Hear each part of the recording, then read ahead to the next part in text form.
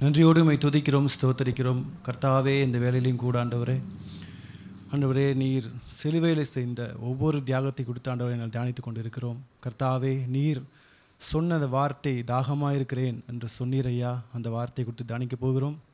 கர்த்தர் எங்களோடு கூட இருப்பீராக. உம்முடைய நாமம் மகிமைப்படட்டும். இயேசுவின் நாமத்தில் ஜெபிக்கிறோம் நல்ல பிதாவே, ஆமென். அல்லேலூயா.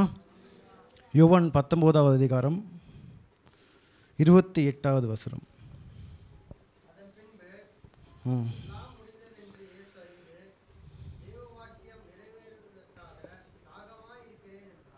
அல்லேலூயா. எத்தனை பேர் தாகமாக இருக்கீங்க? யார் மேலே தாகமாக இருக்கீங்க? அல்லேலூயா. தாகமாக இருக்கேன்னு இப்போ நம்ம சொன்னோம்ல, யாரை குறித்து நம்ம தாகமாக இருந்தோம்? அல்லேலூயா. தாகமாக இருக்கிறேன் என்று சொல்லி ஆண்டவர் பிதாவை பார்த்து சொல்கிறார்.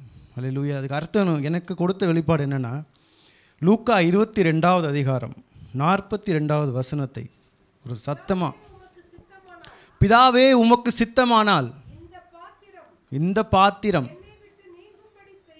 என்னை விட்டு நீங்கும்படி செய்யும், ஆயினும் என்னுடைய சித்தத்தின்படி அல்ல, பிதாவுடைய சித்தத்தின்படியே ஆக கடவுள் என்று ஜெபித்தேன். ஹல்லேலூயா. அப்படிப்பட்ட ஒரு ஜெபத்தை கர்த்தர் எடுத்தார். அந்த பாத்திரம் எப்படிப்பட்ட பாத்திரமாக இருந்தது? பாத்திரம் ஒரு இமேஜினேஷன். ஹல்லேலூயா. சொல்லுங்கள். அந்த பாத்திரம், நமக்கு முன்னாடி ஒரு பாத்திரம் இருக்குது. வெறுமையான பாத்திரத்தை யாராவது குடிக்க சொல்லுவாங்களா? குடிக்க சொல்லுவாங்களா? ஒரு வெறுமையான பாத்திரத்தை, இந்த டம்ளர் எடுத்து குடி அப்படின்னு சொல்லுவாங்களா? குடிக்க சொல்ல மாட்டாங்க. அதில் ஏதோ ஒரு காரியம் இருந்ததுனால தான் இந்த பாத்திரத்தை நீ பானம் பண்ணாதான் அந்த சிலுவை பாடு, இல்லைன்னா இல்லை. இதா சொல்லிட்டார். அப்பையும் அந்த பாத்திரத்தை பார்த்து இயேசுவானவர் ஏன் கதறாரு? எதுக்கு அந்த ஒரு பாத்திரத்தை பார்த்து, ஐயோ இந்த பாத்திரம் என்னை விட்டு நீங்கட்டும், ஐயோ இதெல்லாம் என்னால் குடிக்க முடியாது. நம்ம ஒரு தண்ணியில் ஒரு சின்ன எறும்பு கிடந்தால் குடிப்போமா? குடிக்க மாட்டோம். அல்லேலூயா.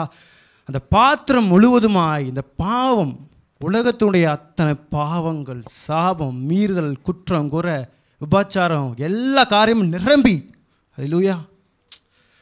உண்மையில் இந்த காரியத்தை தியானிக்கும் போது ரொம்ப மனவேதனை தான். ஏன்னு கேட்டிங்கன்னா, அந்த பாத்திரம் எப்படிப்பட்ட பாத்திரமாக இருந்ததுன்னா, இட்ஸ் ஓவர் ஃப்ளோயிங். உலகத்துடைய பாவங்கள் பெருகி வழிந்து கொண்டே ஓடிச்சு. அல்லேலூயா. இந்த பாத்திரத்தை தான் ஆண்டவர் சொல்கிறாரு, பிதா சொல்கிறாரு, இதை குடி, அப்போ தான் எனக்கு பிரியமானவனே இருப்ப. அல்லேலூயா. அந்த சிலுவை பாடுக்குள்ள அவர் போகணும் அப்படின்னா இந்த பாத்திரத்தை பானம் பண்ண முடியாது. அதனால தான் சொல்கிறாரு, பிதாவை பார்த்து தாகமாக இருக்கிறேன்.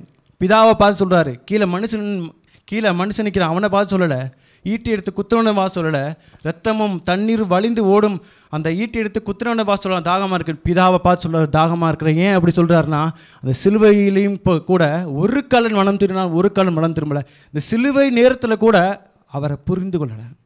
அல்லேலூயா. அதனால சொல்கிறார், தாகமாக இருக்கிறேன், அந்த பாத்திரத்தை இன்னும் கொஞ்சம் எனக்கு கொடுங்க, நான் குடிக்கிறேங்கிறாரு. அப்படிப்பட்ட தாகம், உங்களை என்னை பாவத்திலிருந்து தூக்கி எடுக்கிற தாகம். அல்லேலூயா. சாப கட்டிலிருந்து நீக்குகிற தாகம். நம்ம கருவில் உருவாகிறதுக்கு முன்னாடியே நம்ம இப்படி இருப்போம், இப்படி தான் வாழ போகிறோன்னு தெரியும். அப்படி அந்த கடைசி நொடிகளிலும் தாகமாக இருக்குன்னு சொல்லி அவருடைய கண்கள் முன்பாகவும் அவருடைய சிந்தனை முழுவதுமாய் ஓடினது உங்களுடைய வாழ்க்கை, என்னுடைய வாழ்க்கையும் தான். ஹல்லேலூயா. ஹல்லேலூயா. அப்போ அந்த பாத்திரத்தை பானம் பண்ணால், அதே இப்போ பாருங்கள், நமக்கு ரட்சிப்புங்கிற ஒரு பாத்திரத்தை கொடுத்துருக்கிறாரு. அதை நம்ம பானம் பண்ணியிருக்கிறோம். அதன்படி நம்ம நடக்கிறோமா?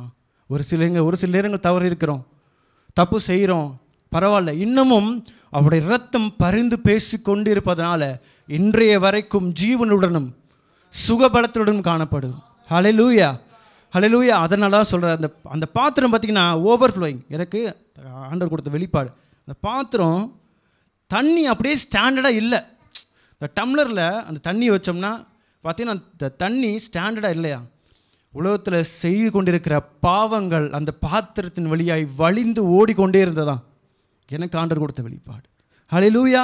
அதனால தான் ஆண்டவர் சொல்கிறார், அந்த பாத்திரத்தினால குடிக்க முடியாது, அந்த பாத்திரத்தை நல்லா பண்ண முடியும். ஆனாலும் உங்கள் சித்தம் இருக்குதா, நான் அதை செய்கிறேன்.